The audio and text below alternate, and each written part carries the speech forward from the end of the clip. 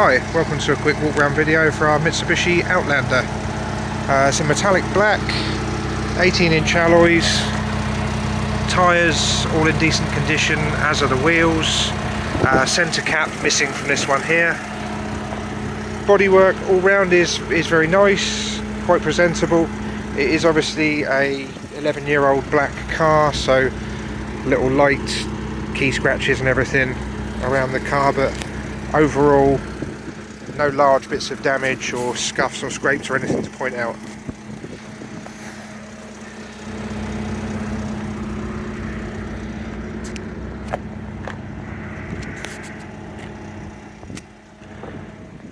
Just got the roof rails on top there, a little aerial there. I'll upright that in a minute when I'm not one-handed. Right, the tailgate is a two-part type one. So that's the first one. Just need to get my two hands in there to move these down because they're on these cables. It's very secure, but not the easiest to operate with one hand. This section, we have a car that has this Volvo XC90, and we find it invaluable for popping the kids on to get changed out of wellies and stuff if you've been out for a muddy walk. So, as well as obviously being able to load things in the boot easier, but that's the hidden feature of that we discovered and now couldn't live without. Right, what I've done, I've popped up the 6th and 7th seats so you can see where they are. Obviously they fold flat into the floor here to give you a huge boot if you don't need the 6th and 7th seats, but I've left these up just so you can see what they're like. The headrests fold down, so they're all very neat and tidy and stowed away. There's nothing extra to have, it's just these, they fold flat down. In here is your wheel brace and your other tools. Over this side you have a little cubby hole, and then there's your jack and warning triangle and all that sort of stuff in there, and there is a little 12-volt point there as well if you need power in the back. Put all this back together. There we are, there's that.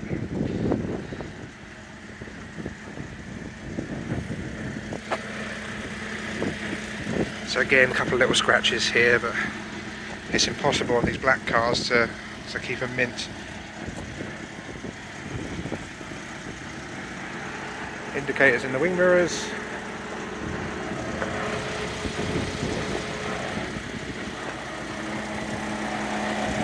It's got the front fog lights there.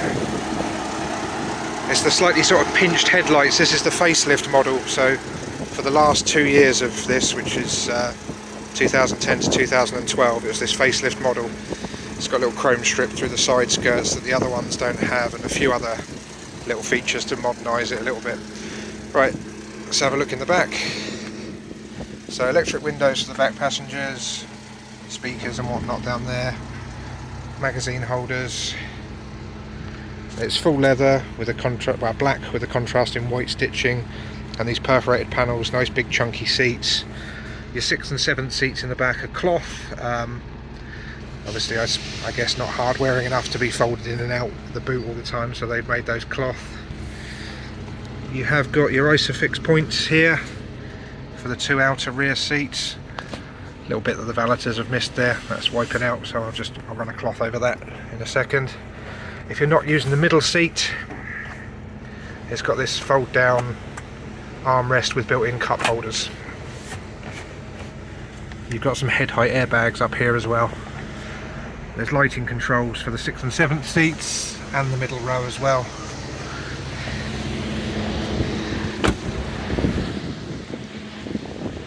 We'll have a look at the other side, obviously much the same, but just so you have the full picture. Child locks on the rear doors as well. But yeah, seats in nice condition, just a couple of little marks here that the valeters have missed, which I will attend to shortly.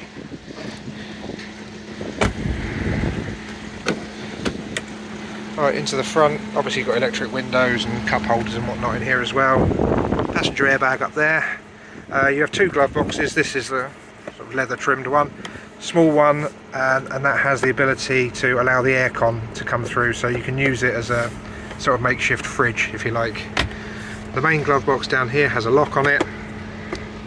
In there is the locking wheel nuts and the Mitsubishi wallet with all the owner's manuals, etc. in there. I'll include pictures of all this sort of stuff so you can see exactly what's there. Obviously it's a bit of a fiddle to go through it all one-handed. Front seats again in nice condition. A little bit of wear over on the driver's one, but no holes. I'll show you that up close when we get round there.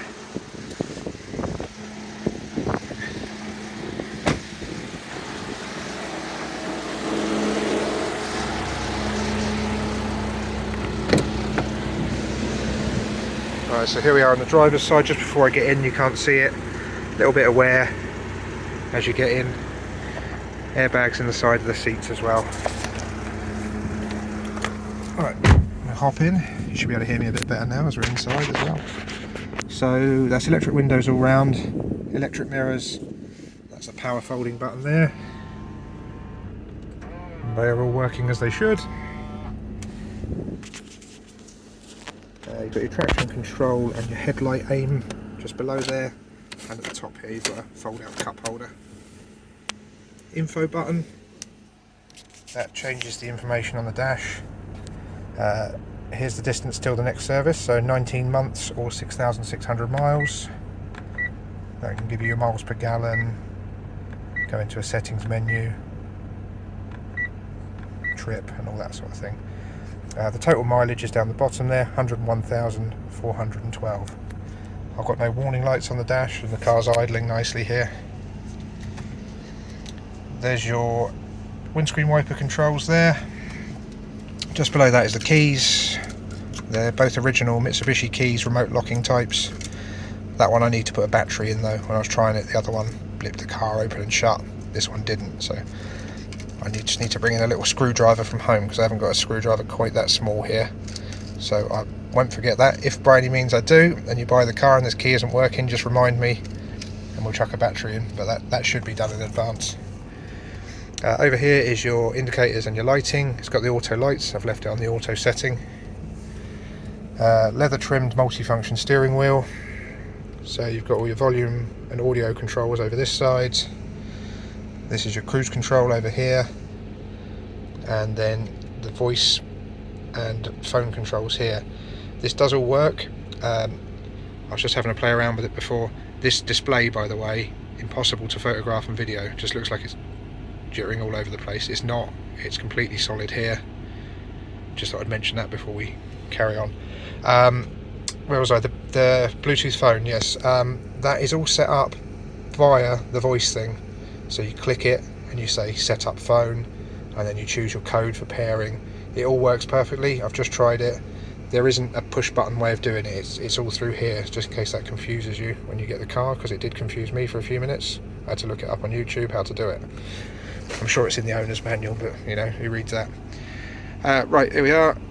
Radio's here, so CD in the front there. I believe it's a multi-changer type thing where you can load 6 CDs into it. FM and AM radio, and as I said, Bluetooth as well.